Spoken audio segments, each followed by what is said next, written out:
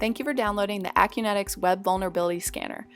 My colleague, Clayton Braun, the Senior Security Engineer at Alliance Technology Partners, will guide you through this video.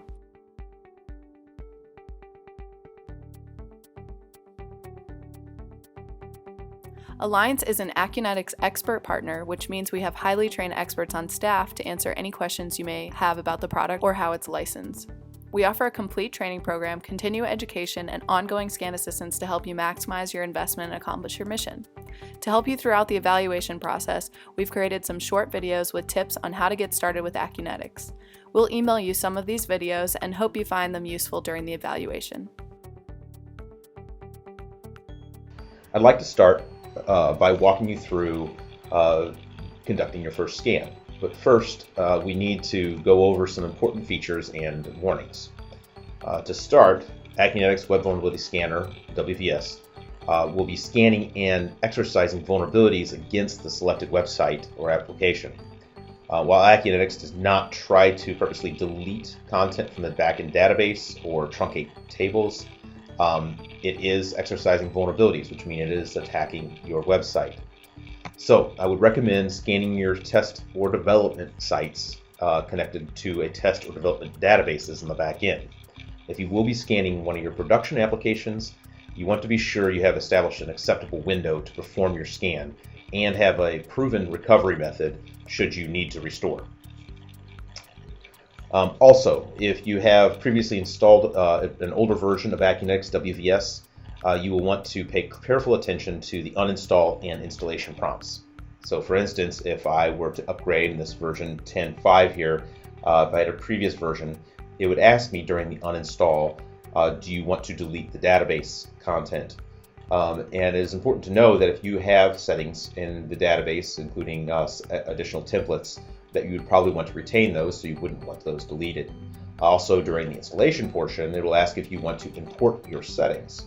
So that refers to your scan settings and your default settings template. So to begin, I'm going to go ahead and do a new scan. Now normally you would also have the ability to go in and do a crawl separately and then launch a scan against a previously crawled site.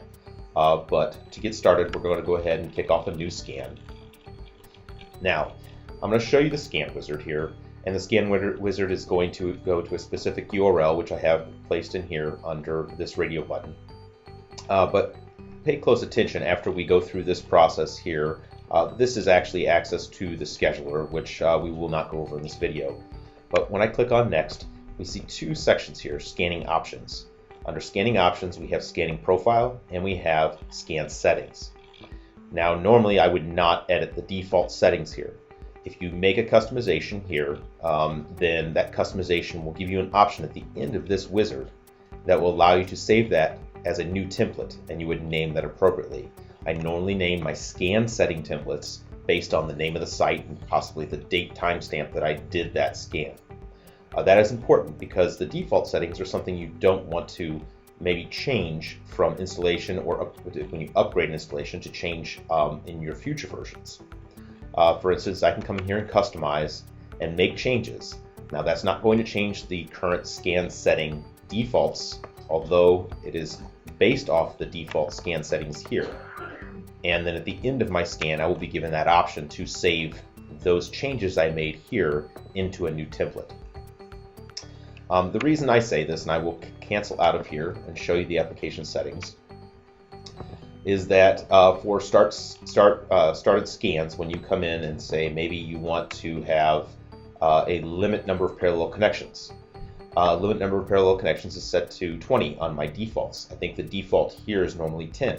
So all my default template will always show 20 from this point forward. If I install a new version and I import those settings, it will retain those settings. However, for other scans, I may want to bring that down or ramp that up to 25. I don't want that to apply to all my scans. If there are settings that you do apply to all of your scans, you may come in here under Scan Settings and under the default template, make the appropriate changes, and then hit Apply. If you would like to make changes for a specific scan, then you would go here and you can apply to a new template and save it as a template according to, I prefer for the site name, and I'll usually do a date timestamp - site name. So back to our new scan. we're going to go ahead and click on Next. Scan Profiles. This is specifically saying what vulnerabilities am I going to be scanning for. Again, we don't want to change the default. You see Application Settings, and Scanning Profiles. All the configurations are maintained on the left-hand side.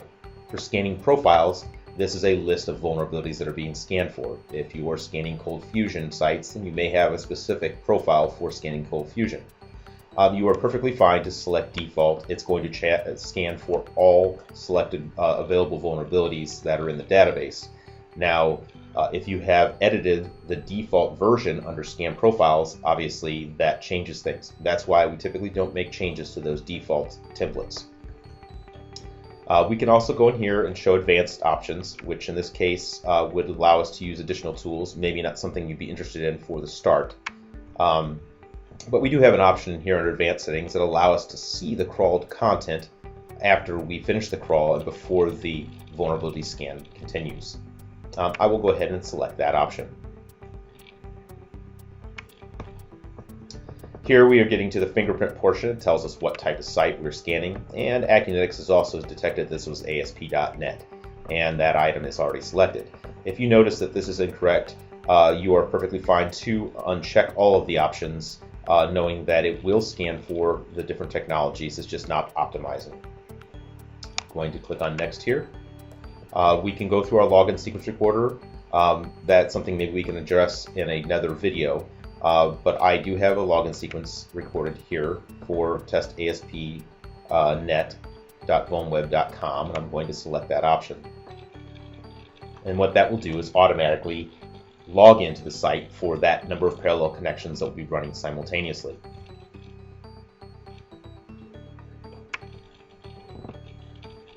At this point, we're presented with the finished screen on the Scan Wizard. And again, in the Scan Wizard, we're actually accomplishing a couple of things here. We're doing a crawl first, and then we're following up with a vulnerability scan. And in the middle, under that advanced option, it's allowing us to see the site content that we're crawling prior to finishing the scan with the vulnerability scanning portion. This finished screen may also contain additional notifications here. If there's URL rewrites or if it's mobile-friendly sites were detected, you may see that here as well. In this case, we're going to continue with case-sensitive crawling, and if we want to, like I said earlier, we can save this to a new template for this particular site, and I might name that new template as maybe the date timestamp or testasp.net.vulnweb.com. In this case, I'm going to keep the default settings.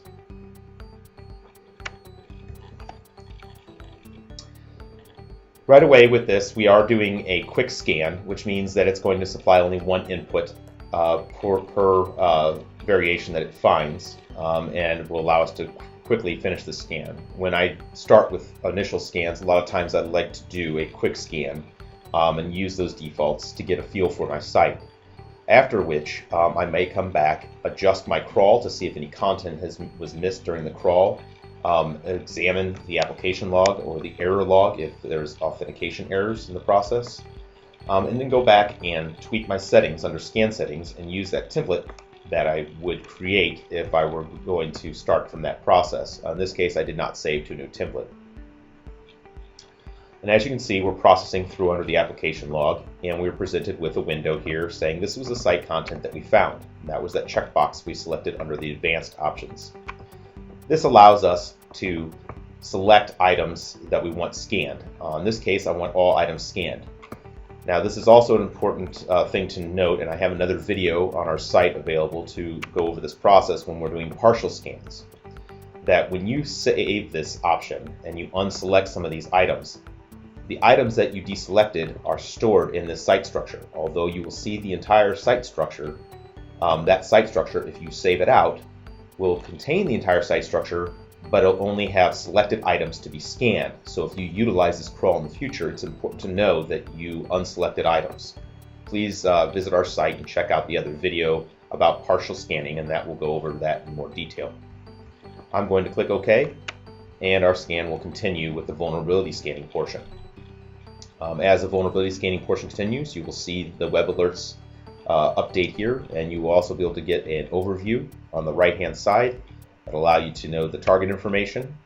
whether or not we have AccuSensor technology. This is something that we should probably go on another video to discuss AccuSensor technology. A very neat tool that allows inside information that would be installed in an injectable on the server side to be passed back to Acunetix. It gives us both black box and white box findings. We also have our statistics. It tells us the scan iteration, the average response time, number of requests, and scan time. And then we can also see the progress of our scan here as to which scripts are running. We can also see that our crawl has completed. And if we had selected port scanner in our scan settings, then we would see that the port scanner would also be enacted at the beginning. Right now it says it's finished. It actually was not performed in this scan. At this point, we wait for the results, and then depending on the version, if you're just using a trial version, you wouldn't be able to see the reporting. But if you get a full featured version, you would be able to go in, retest alerts, rescan, and then use the manual tools off to the left-hand side. This should give you a good starting point. Again, be very careful when scanning websites. Make sure they're yours. You are licensed to be able to scan those sites, and also make sure that you have a recovery process in place. And we do recommend scanning test or dev websites and applications also connected to test or dev databases on the back end. Thank you very much. If you have any more questions, please visit our website and see some of our other videos. Have a great day.